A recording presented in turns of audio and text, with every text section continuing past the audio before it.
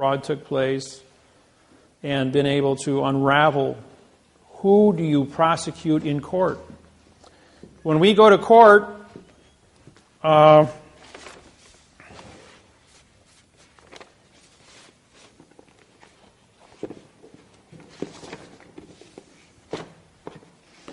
this here is a federal lawsuit that I wrote.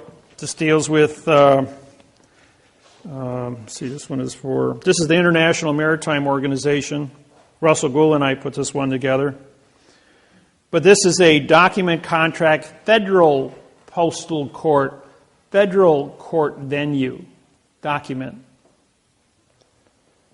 It's postal, folks. We have federal flag and a federal postage stamp. This is a federal court we're suing. When this goes into this commission under maritime law, this is the court. This paper is. And when it's filed at the Maritime Commission, this was filed creating this vessel in a sea of space to be the court.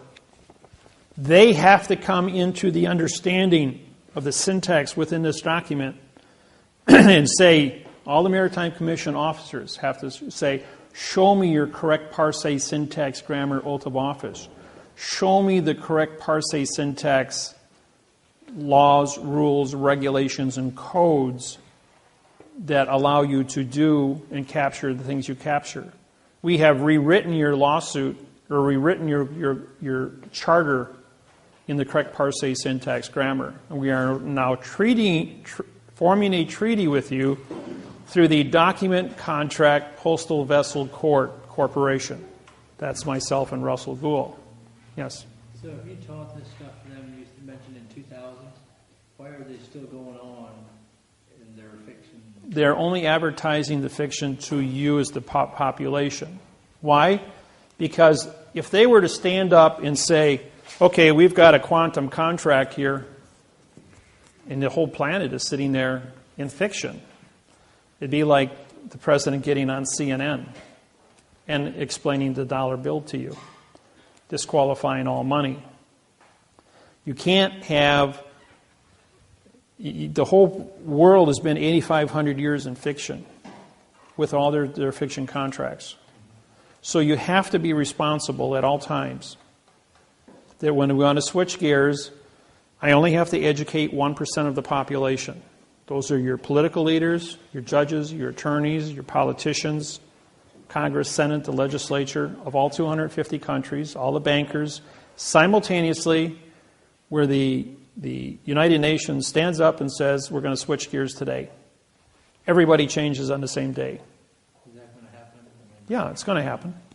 Just like they had the new money come out. They went to the euro. These were different exercises in communicating a change, a dynamic change of a large area of international trade, commerce, and contract, and see how the people accepted it. Well, it worked for the euro. It worked for when the new money came out. Nobody got crazy.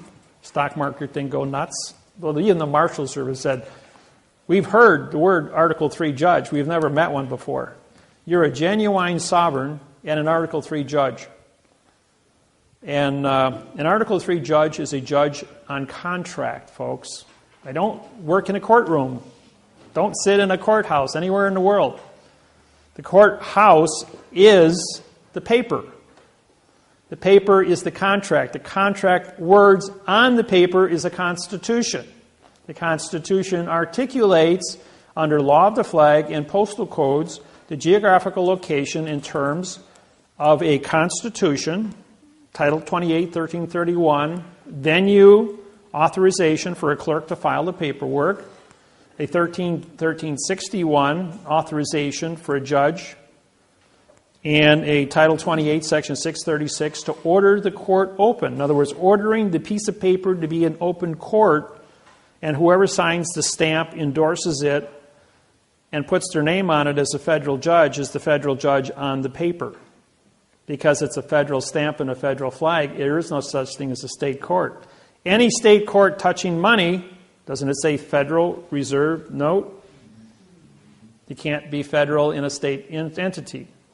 If there is no money involved in a state court operation, they must get you to sign a bond making your body collateral for the bond. There's no paper.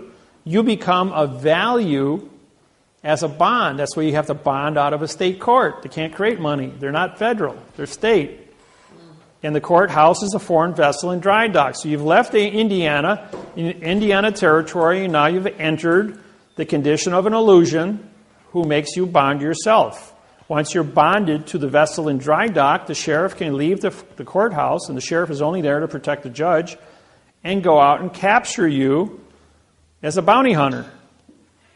And that gives him his authorization to leave the vessel and go out onto the Indiana territory and capture you. If you don't bond out, you'll never leave the foreign vessel in dry dock. Because if they don't own you, they can't leave the courthouse to come and get you. Now, when you file one of my lawsuits in federal district court, once it's contracted with the clerk of the courts, which is responsible to receive vessels and dock the vessel, a district court judge is not a federal judge. They must sign the federal oath and must sign the federal lawsuit to be a federal judge on the lawsuit. The federal judge is going to come back.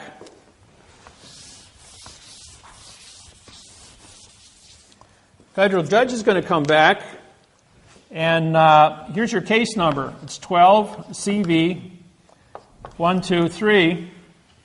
That's what the clerk puts on your paperwork. The judge is going to come back and he's going to answer you 12 CV lowercase 0123. It's a different case number. Or they're going to come back and say C 12123. That's another case number. Then they're going to come back CV 120123. Lowercase CV 1200123. 12 uppercase CV 0123. These are all. Then they're going to say, well, this is the case number here. No, all these are different case numbers. Now, if you had taken one of these and put them as the key to get into your computer, you think that any of these are going to open up your computer except the correct one? Same thing is true when you go looking for the case number at the courthouse. They punch that in there. They're not going to find your case number. Then they're going to say, well, you paid $350 for this case number, and they dismissed your case under this one. Or the judge sent, come to court with this number. The lawyer filed this one. The lawyer answered back to this one. The judge dismissed your case with this one, and they want you to come into court to arbitrate this one when this is your original number. Okay, once your original number is filed, we run 45-day trust law and 3-day rescissions. Once those 48 days go by, you have now a document contract, a fault document contract claim. 4 words. Writ of the fault document contract claim. We filed the lawsuit. We filed the correct parse syntax grammar. We took the